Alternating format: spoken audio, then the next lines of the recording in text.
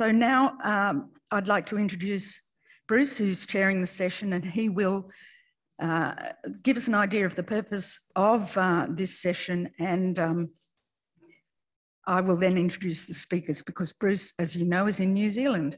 So Bruce is the chair of the Society for Ecological Restoration Australasia, and I welcome Bruce to start this session. Thank you. Thank you very much, Teen. I'm hoping you can all see my screen. Is that being shared at the moment? We can see it, and your face is clear. It's half in shade, actually. Excellent. Thank you very much, Teen. Half in shade, is it? I'll see what I can do about that. So, look, thanks for starting us off today, Teen. As my slide shows, of course, Teen is the one who managed all the invitations and all the abstracts and did all the hard work to put this session together. And we are going to hear from senior representatives today from a range of prominent non-government organisations working in ecosystem restoration across Australia, comment on the implications of that UN decade of ecosystem restoration for their organisations, and with respect to ramping up restoration programs, including advocacy. I'm going to kick off, I guess, just by making a few comments because your session is entirely Australian. I think I needed to just say a few words about the broader picture, and of course I can't really say much about what's going on in Australia, except to say that all of us, of course, are facing the wicked twins of biodiversity decline and climate change. And the Pacific Islands in particular, are vulnerable to climate change, most notably through sea level rise. And I, from afar, sense that there in Australia, that you are facing major issues in relation to warming and climate change, and more than that, of course, the new regime and threat from fire in your country. So I won't say anything more than that because you've got a good lineup of experts there who can say something.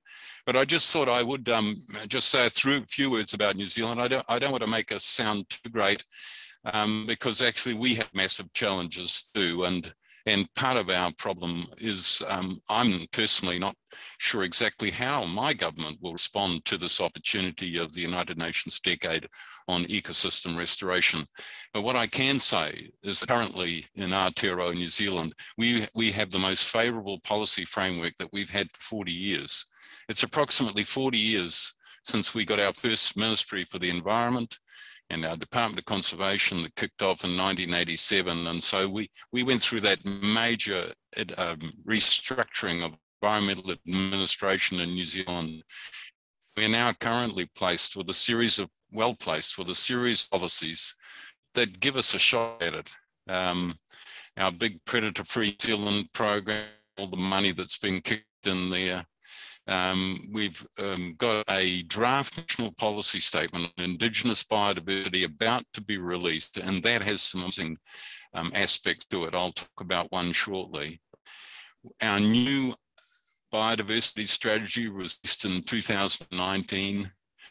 We've got funding which is being allocated to what we call our Billion Trees project. And although most of the trees that are being talked about are exotic, there's been provision made that at least 15 of the tree planting that will go on must be in native species.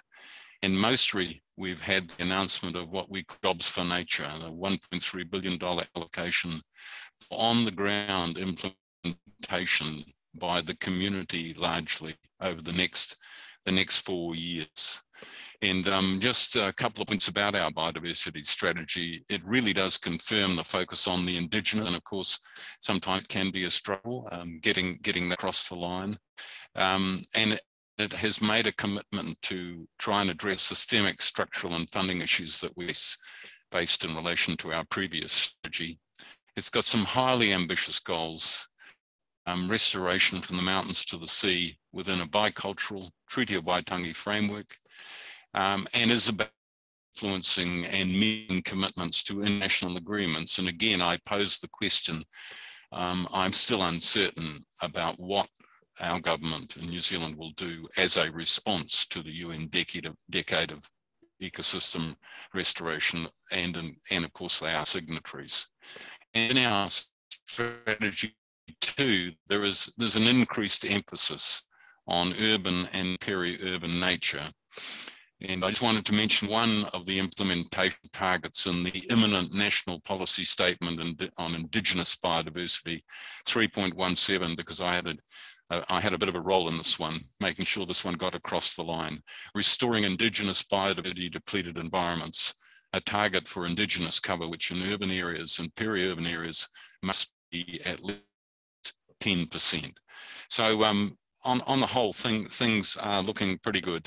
And I think probably I best leave it there, because I'm very rapidly getting into the territory of starting to think about what needs to be done in Australia. So I'm going to hand it back to you now, Tina, and you'll hear from the real experts in Australia. Thank you for the opportunity.